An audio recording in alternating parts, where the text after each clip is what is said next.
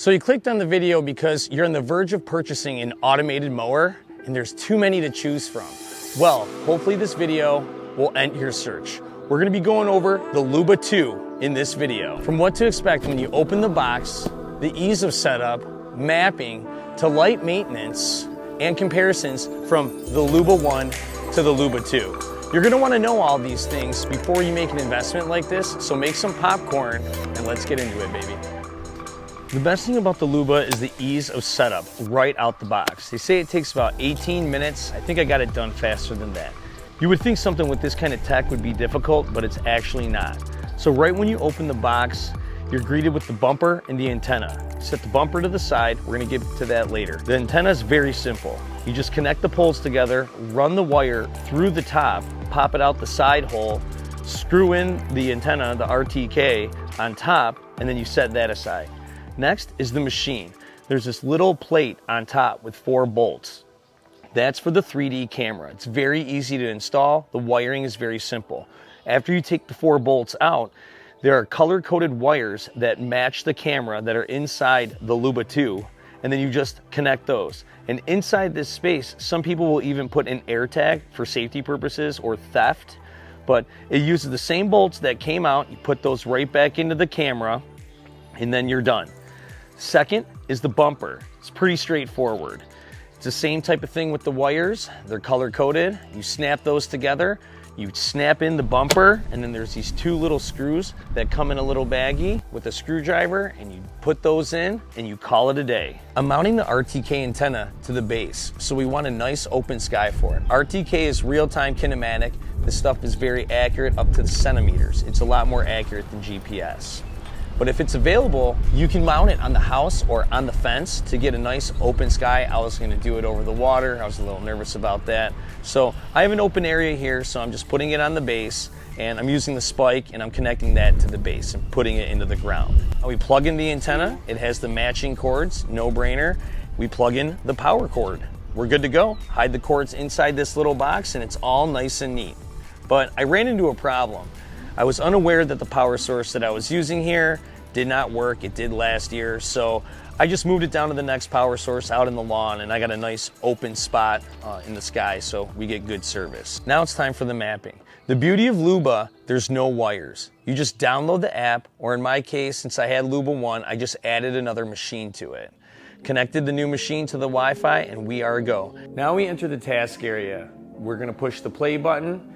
The robot will say, go ahead and start mapping, and then now we walk the property. This is the longest part, but it's not really that hard. It's like taking a remote control car and you just walk around the property. It's actually kind of fun. We also are going to map no-go zones because there's areas in the yard that I want Luba to stay away from. There's a couple posts, but we're gonna go over that a little later. Now that I have the front, the big plot, and 2 backyards mapped, I created a channel to each. That way I can tell Luba where to go. It can go around the house, cross sidewalks, and driveways, as long as you create these channels. Also, I'm creating no-go zones, which are amazing. If you have trees or light posts, or like myself here, these are old for sale signs, I'm mapping out a little circle around it, and you can see on the map here, they're highlighted in yellow. Now that we have everything mapped out in the zones, we can customize everything on this, from day, time, pattern, height of cut. We can even cut letters in the yard if we want. This thing is pretty amazing. When it comes to cut, this machine has a dual disc system. It comes up to 15.7 inches. Your generic automated mower is only a single disc. So this thing can get the job done in half the time, and it's less wear and tear on the machine. Each disc has 4 blades that swivel. So if it hits a stick or anything in the yard that it doesn't pick up because it's low, it'll just bounce the blade back, and then when it starts spinning again, it resumes and continues cutting, so it doesn't damage the cutting mechanism. Using the razor blades gives a nice clean cut, which is healthier for the lawn, but you have to make sure that they're clean and sharp. This thing cuts at 60 decibels, so it can cut morning, night. You don't even know that it's cutting. It's so quiet, as you can hear right here, barely. And the ability to climb up slopes is amazing. I don't have big slopes here, but the YouTube channel, Hawaii Detailing, he had a huge slope in his front yard. And as you can see here, Luba 1 is climbing up. It's the same technology, but this one can actually climb up a little bit steeper of a slope, and he's using it manually, going up and down here, climbing up this hill. It's absolutely amazing. When it comes to obstacle avoidance, Luba 2 is industry leading. It has 4 different types: direct touch, slow touch, less touch, and no touch. I personally like the light touch with the sensors because it keeps a tight cut around the object, so it'll just tap it, as you can see here, hitting the softball, and then it keeps a nice tight pattern here. Here's another example.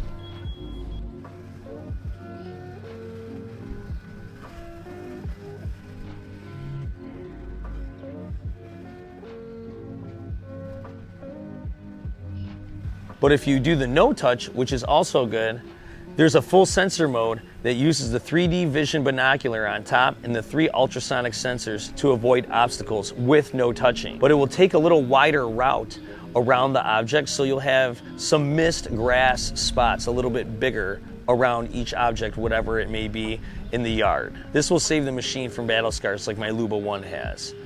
Plus, anyone playing in the lawn, it makes it a little bit safer. The kids, it'll pick it up a lot easier, and it'll avoid the children or pets, whatever's out there sitting. Another safety tip with Luba 2, if anyone lifts it up, it's just like a table saw. As soon as you lift it up, it stops cutting right away. When it comes to maintenance with these machines, whether it's Luba 2 or Luba 1, it's very simple. We just flip it up on its side, not on its back, and you can give it a nice little hose job underneath. No pressure spraying, because that's really gonna hurt the machine. Next, you can flip it back over and you can hose it down and wipe it, but me personally, I like to use a little quick detailer, a little hydrophobic clean, that way I'm not soaking the machine, and then I do a little ceramic after to keep it nice and polished up, keeping it looking white. While you're cleaning it, check out your blades. If they need to be replaced, replace them. There's no gas, there's no oil changes, there's nothing. That's it. Very low maintenance on these things. So when it comes to Luba 2 compared to Luba 1, there's been some significant upgrades for the machine this time around. One is the 3D vision. You use RTK and the 3D vision. It helps cut underneath trees. The RTK might disconnect, and the 3D vision will help take over and get all the spots that are missed. The old one, Luba 1, was just RTK, and you would lose signal sometimes and it would miss spots or return home. With the 3D camera, which looks like Johnny number 5, they were able to eliminate the side bumpers and remove one of the ultrasonic sensors. Luba 2 has 3 ultrasonic sensors, while Luba 1 has 4. Both still have the same cutting deck, but Luba 2 has a speaker because it has voices now.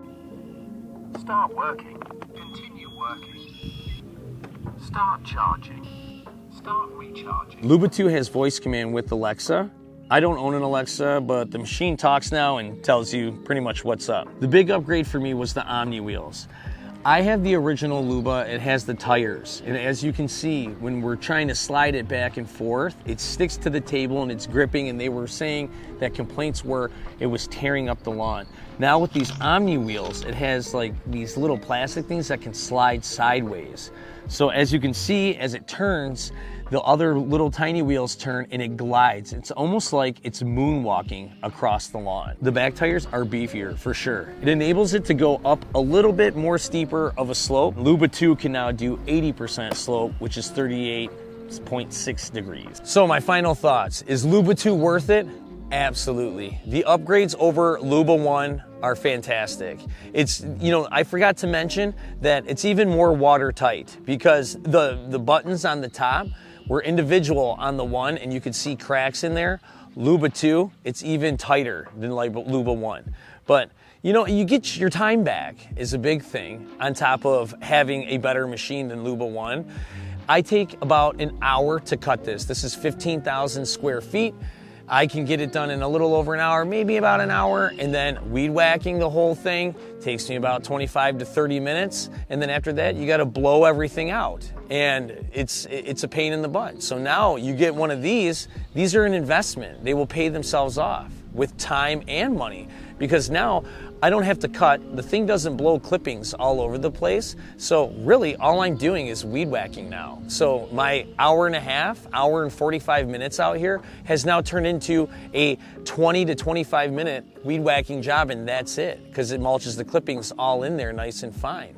Second, I did get a quote to do this property, and it's anywhere between $55 and $75. So, and that's per week. So if we're looking at the math here, it's close to around $300 a month, and we're mowing from April, May, June, July, August, September, even into October. So if we do that math, 7 times 300, that's $2,100. And on a lawn like this, the Luba 1 is $2,100, and it covers 0.25 acres, which would be perfect for this yard. So it would pay itself off in one season. So now you get your time back and you get your money back. Another cool thing that I forgot to mention the Luba 2 has over Luba 1 with this camera is that you can log in at any time through the internet and you can see what's going on in the yard. If it gets stuck, or if you want to just see what's going on. I logged in at work and I could see my kids playing in the yard. It was pretty funny. Everyone thought it was cool. It's mowing right now. Cool. Luba 1, I had no problems at all with it. It just cut the lawn. My lawn looked beautiful. A true set it and forget it. And this is the same thing, but with tons of upgrades on it. So hopefully this helped you make your decision in choosing a robot mower, because I think this is the one for you. All right, guys, have a good one. Subscribe to the channel. Thanks.